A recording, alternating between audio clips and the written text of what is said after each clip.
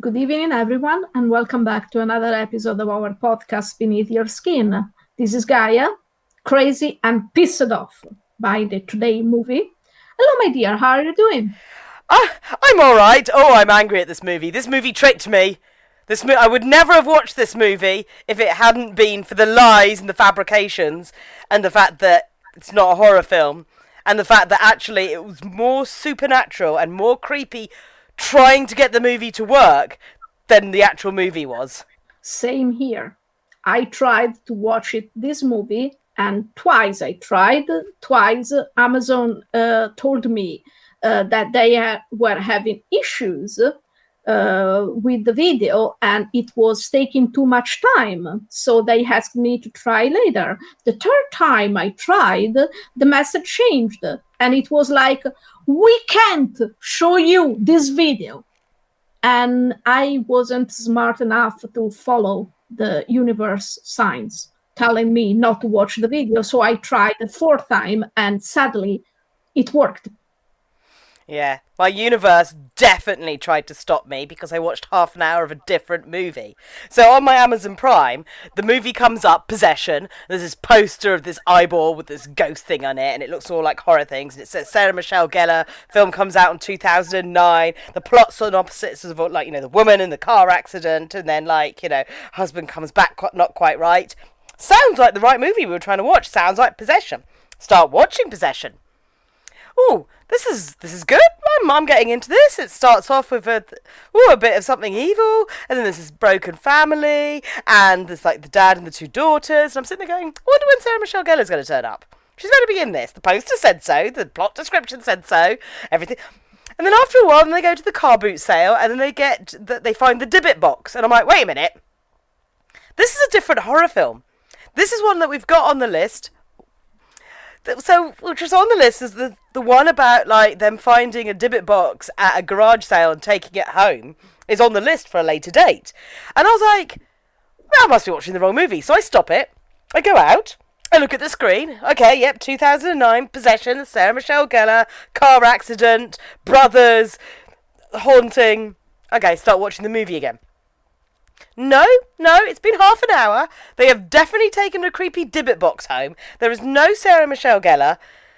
And I go out of it again. And then at that point, I actually, it was like 11 o'clock at night, texting Gaia going, my possession seems wrong. And she was like, no, that's definitely the right movie on my Prime. And I'm like, okay, this is weird. I then eventually did find another film called Possession on Prime that had Sarah Michelle Gellar and car accidents and started watching that. And my God, do I wish I'd stuck with the freaking first movie I'd watched because this was awful. But yeah, the fact that I got half an hour through another movie that had exactly the same synopsis, date, title, and actors, but it wasn't. So my Amazon Prime was desperately trying to make me watch The Possession, even though The Possession is up on Amazon Prime as Possession. God knows what's happened. It's weird, but yeah. Very weird. And the universe tried to stop us from arting ourselves so much because people, this movie, I can't even start describing how much I hated it. It doesn't make any sense. It's so full of holes in the plot that it's not even fun.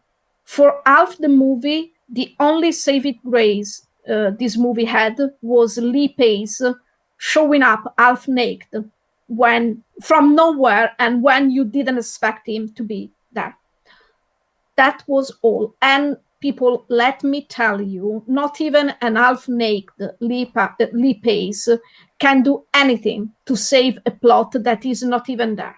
I have to admit, at the beginning of the movie, when we see the first scene, Sarah Michelle Gellar working in her office, we find out she's a lawyer, and she has this picture of a beaten-up man in her hands. And for just a moment, I hoped it could have been a movie about a man victim of violence, perhaps domestic violence, perhaps something else that opened him up for possession or something like that. No, not at all.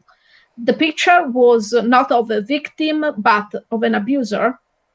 And we find out he is her brother-in-law, and he lives in their house, the house she has with her husband, and he lives there because he has on probation or something like that. Nothing supernatural in this plot for now.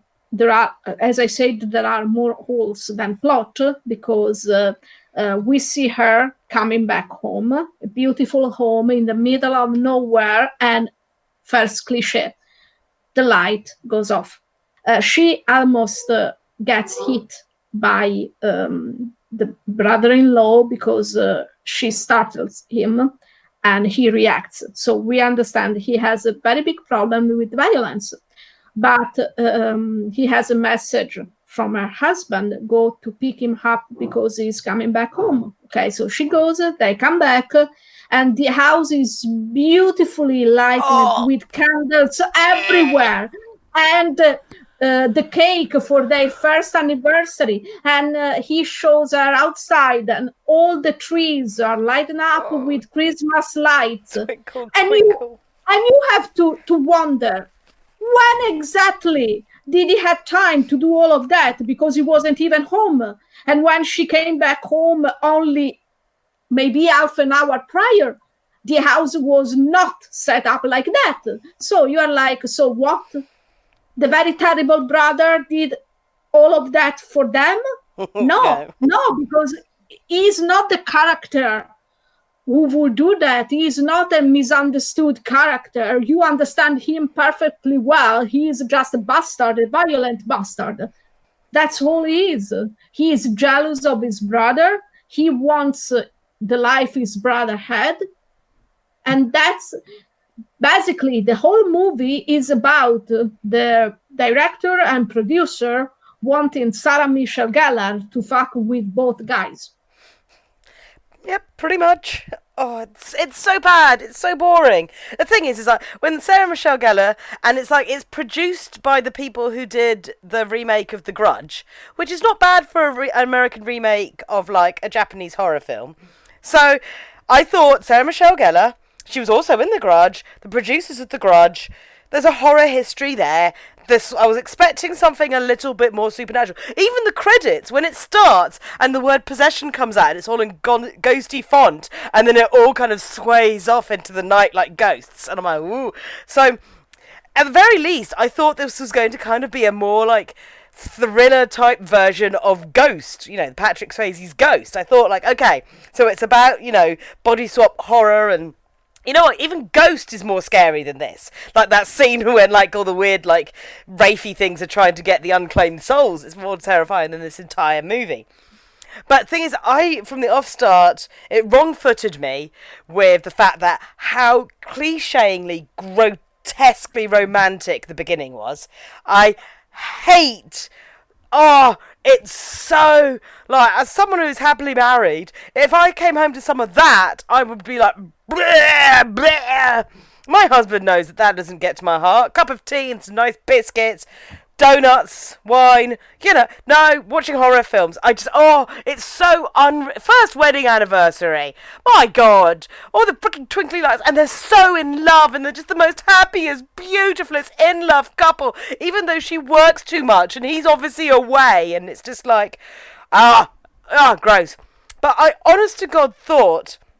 I knew it was going to be like a ghost swap, so I knew that there was going to be a car accident, because it's in the blurb, and then they would die. But I, honest to God, thought it would be her husband's body that came back with the brother now possessing him. And then she'd be happily married, but slowly start noticing that her husband is getting more violent and having an affair with the blonde woman that was in it, and who was the brother's girlfriend that he beat, and having an affair with her. And she'd start be going like, my husband came back from the dead, but he's different. He's more violent. He's having affairs. He's like, demanding that I do weird sexual things that we never used to do, and now I'm getting scared. And I thought it was going to ramp up into this, like, this pacey thriller with this kind of supernatural thing, with him being possessed by the spirit of the dead brother. getting revenge on them because he always wanted that perfect life.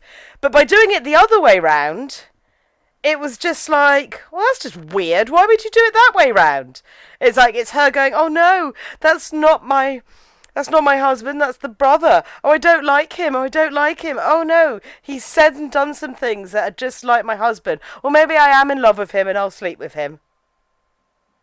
Yes, exactly. It's clear that we watched too many movies, and probably the same movies in movies histories, because we thought the same.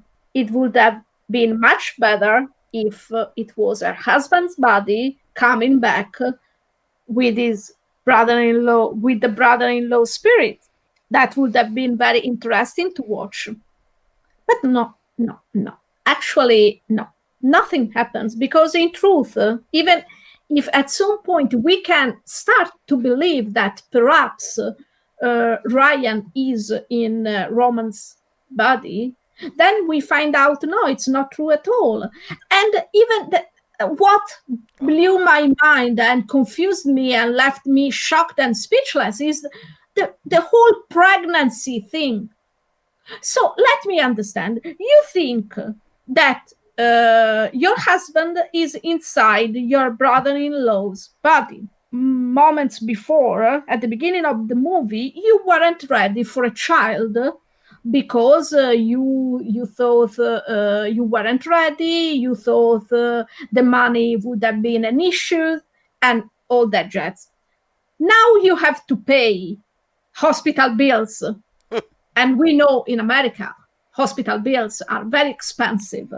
You stopped working because we don't see you going to your office anymore. And you think that having a child right now with the supposedly body of your brother-in-law possessed by your husband's spirits is a smart thing to do? Really? At the end, when she is like, everything will be all right, when you will come back to me, I will be here, but I will be different. Of course you will be different. You will have to explain to him why you have a child now, and you will have to explain to him that the child is his brother's child. Oh, God. How are you even going to do that? If he wakes up from his coma, how are you going to tell him the whole story of how you got pregnant? Oh, it's so dumb. It's so dumb. It's like there's enough trauma going around, and then it's like, and then it's like Ryan managed to trick her by knowing all the secrets because she kept all her memories locked up in a little box. And I was like, well, that was stupid. If you know all those secrets were in a box, wouldn't that be one of the first things you checked to make sure he didn't have access to all of that? And it's like, and the guy just like magically changed personalities. And he's like, no, you don't just magically change personalities. And it was just like, oh, he was conning. It was meant to be that big reveal. Oh, he was lying all along. It's like, well, we know that. Don't have to be like a miracle worker to have realised like that he's just conning her. And it was just like, oh, it was like a good hour long before it even got to the like thriller aspect. It was just the first hour was just like a little bit of tragedy and then romance and happy lives and babies and blah blah. And I was like, I'm bored, I'm asleep. I woke up, oh no, I've got to rewind this and watch some of it again. Oh God, I'm bored. And then, oh, it was just like, and Sarah Michelle Gellar is better than this. They're all better than this. And it was just like, she lost all her like edge when she came in as like a lawyer that was like working on like violent offender cases. And then just to like turn her into the woman at home that has a baby. No! Turn her into the, oh my God, actually this man's a psycho, let me fight him. Like, you know, go final girl. They were just like, no, this is not female empowering. This is not clever. You tried to be twisty by going, oh, wasn't dead all along. It was never anything supernatural. This was just a bland-ass erotic thriller. It wanted to be an erotic thriller because it kept showing his random, like, half-baked sex scenes. And I'm like, I'm bored of these stupid, really bad sex scenes where they're like, oh, now we're against a wall. Quick, cut to the next scene. I'm like, so... yeah, that was erotic. Stop being just confusing erotic thriller. And it was just like... Oh, it would have been so much better if it had been the other way round, with him slowly doing things that made her feel uncomfortable until she realised, and then she's like going to the hospital. And every time something happened, like the body would have like heart attacks or palpitations because something was happening over there, and it's like, and then you find out that the reason the possession happened was because their blood mingled, but there was no point in showing us that because he wasn't possessed, he was faking it. So why showing how the soul transferred into the other body through the blood? Because that there's no soul transferring went on. But not even that. I mean, it wouldn't have made sense even if there was a real possession, because they already shared the same blood. They were brothers. Yeah. They weren't strangers on the street by chance. I still don't even understand how the accident happened. I mean, okay, it was so convenient that both of them were on the same bridge going in opposite directions, and there was this thick, like cotton fog, and bam, there was an accident, and they were both in the accident. And you are like, really? Yeah. Is this really happening? I'm really watching this thing on screen, because for a moment I really hoped I was hallucinating.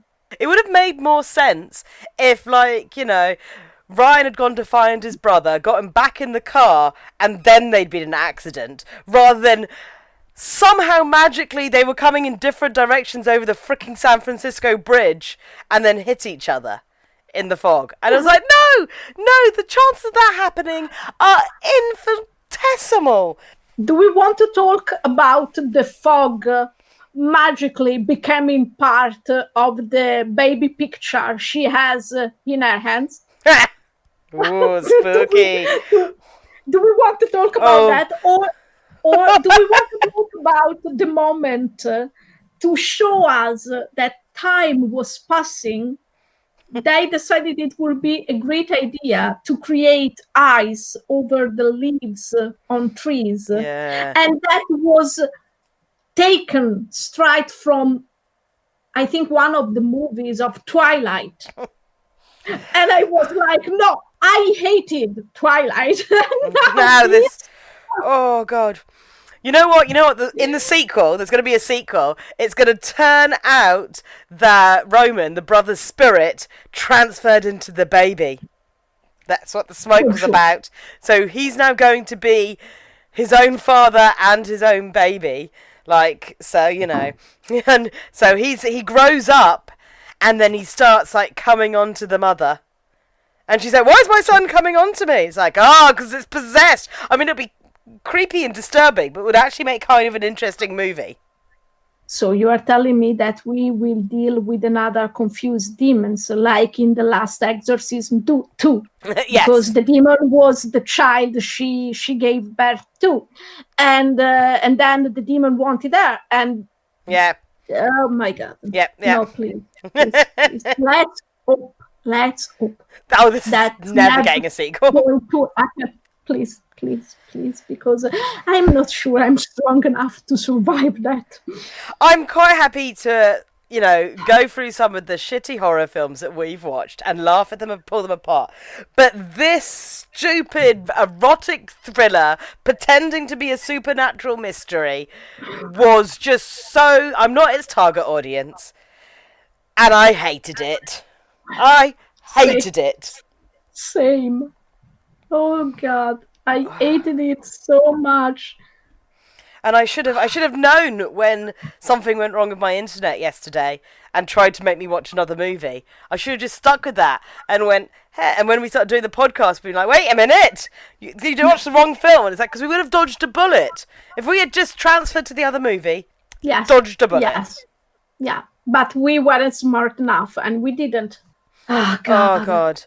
But talking about weird things that happened that's more interesting than this movie. Okay, so yesterday my internet was doing all kinds of strange things. Like, my TV is obviously, it's hooked up to my PlayStation, so I watch a lot of things through that. But it's also got a Kindle Fire Stick. And sometimes I watch things through that. My Kindle stick went a bit mad yesterday. See, this is how much my TV didn't want me to watch this movie. So, I was trying to watch things on Kindle, on the Kindle Fire Stick. So I had Prime up, ready to go, and I clicked on the thing. But every time you clicked a video on Prime, it just went to darkness. I was like, well, this is weird. So I'd go back, I'd choose the thing I wanted to watch, I'd play it, sound would come, but there'd be no picture. I tried this on Netflix, I tried it on YouTube, nothing. I then went on to the PlayStation and watched things through there, working fine. But for some unknown reason, the Kindle Fire Stick decided that I could not see pictures anymore. I just stopped working. So we were like, well, that was strange. So we kind of like ignored it and decided to watch TV on the PlayStation.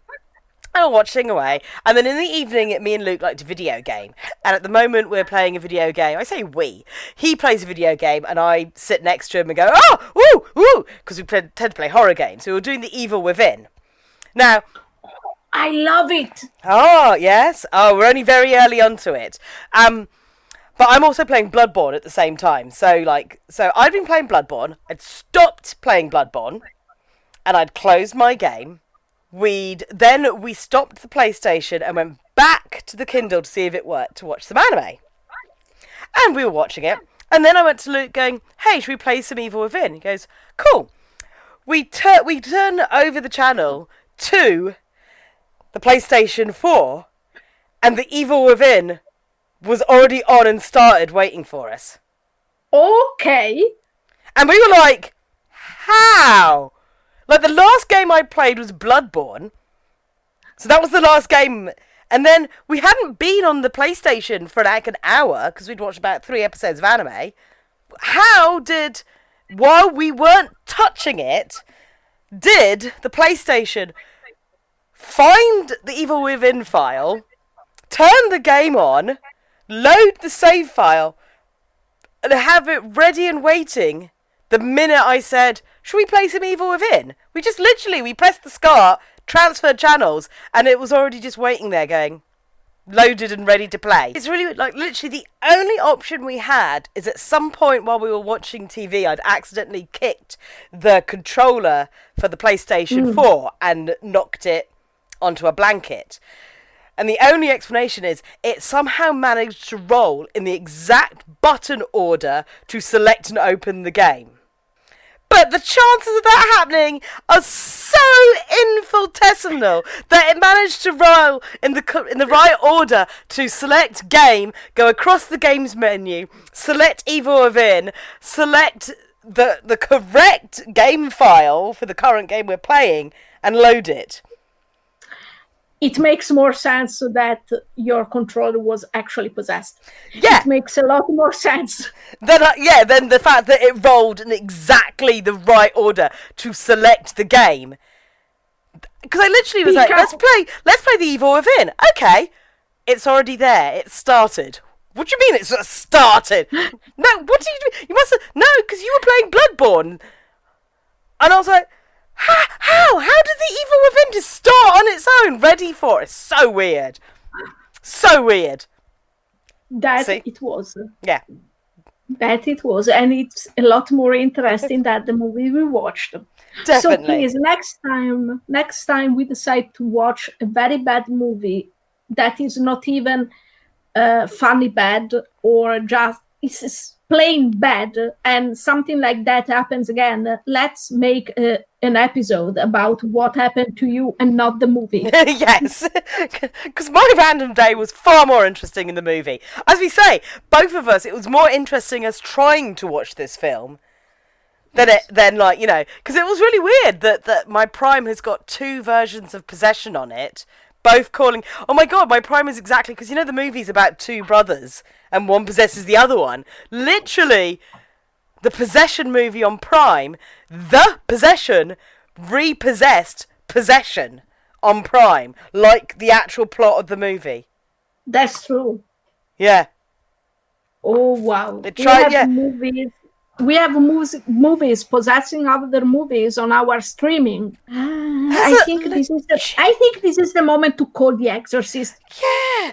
Have we watched too many possession movies? My PlayStation 4 controller is possessed, and now Prime is, in the fact that the possession literally repossessed possession.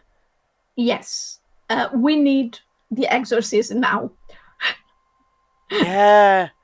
I'm pretty sure we need the exorcist now. I'm gonna. This is the right moment. This is the right moment to call for one. Yes, yes. And again, this is through Prime through my PlayStation 4. So does that mean my PlayStation 4 is possessed? I think so. Yes. Okay. I think so. Good. I'm so glad Luke went to work today and I'm alone now. Even my cat's gone upstairs to sleep. If you ever want to know what happens if you watch too many possession movies, this is what happens. The movies start repossessing other movies, and then your console starts possessing your technology, and you're just sitting there going, "What is going on?" Exactly. Oh God, it's all gone weird. It's gone just a bit weird. Yeah, just a little bit too weird. But hey, don't worry, people. I'm pretty sure Zoe will be safe and sound for next episode. I'm sure of that. Yes. Otherwise, I'm out of here because I am that brave. No, kidding. Oh dear. Kidding. I will try to reach for her and to help her, possibly with the help of some exorcists. I mean, 3, 4, 5, 9. Yeah. We'll send a bit of everybody over. Yeah. Because we realized already that to do things alone never works. So I think I will send as many people as possible, and hopefully we will save Zoe from the possessed console and controller and TV and movies and everything, basically. But hey, Zoe, don't worry. I will save you. I have everything under control. Don't worry. Just sending. It's just like, oh God. So I pray for you. It's just like, Are you feeling already safer? I know you are. Yeah. I know you are. I can see it on your face. I know you are already feel safer. Yeah, I will. Don't worry. I have everything under control. You are in good hands. Yes. It's just so weird. So weird. Otherwise, life would be boring. Yeah. Okay, people, we reached another level of madness and craziness. So we hope you had fun listening to us bitching and getting scared. And if you want to drop a line on our Twitter account at beneath_your, or you can say hi on our Facebook page, and you can follow us on Pinecast and Spotify. Just look for Beneath Your Skin. And thank you for listening. And I'm pretty sure I will be here next time. Pretty sure. Oh, as always, it's a pleasure, Gaia. Please stay safe. And let's hope that, nothing untoward is happening at the moment. We've just watched too many possession movies. Yeah, absolutely. I'm sure that's the only reason. Yeah. Everything will be fine. Awesome. As Bye, always, it was a pleasure. Yeah. Bye-bye.